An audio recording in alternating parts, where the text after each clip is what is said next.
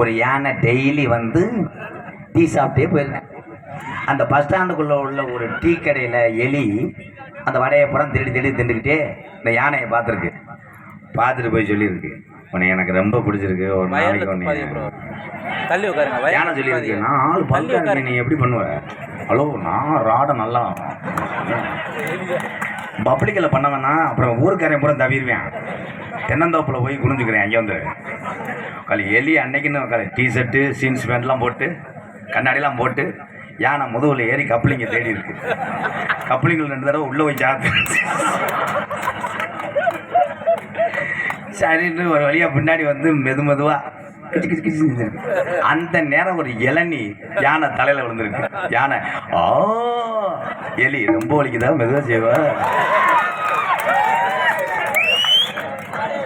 எந்திரிச்சு வீட்டுக்கு போகிறான். படம் முடிச்சு அடுத்த படம் சகிலா படம். என் தம்பிகளுக்காக நான் எவ்வளோ கேவலப்படுறேன். என்ன என்னப்பா கடைசியில் அந்த யானை லூப்பு போட்டுச்சா இல்லையானே? அவன் தானே மாட்டினேன். இவன் லேசு கிடையாதுப்பா, இவனுக்கு ஆண்மைத்தன்மையே கிடையாதாம்பா, நிஜமாத்தேன்.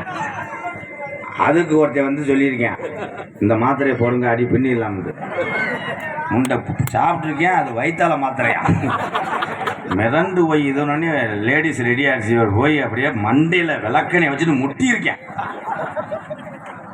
வாழ முடியும் வந்துட்டேன்.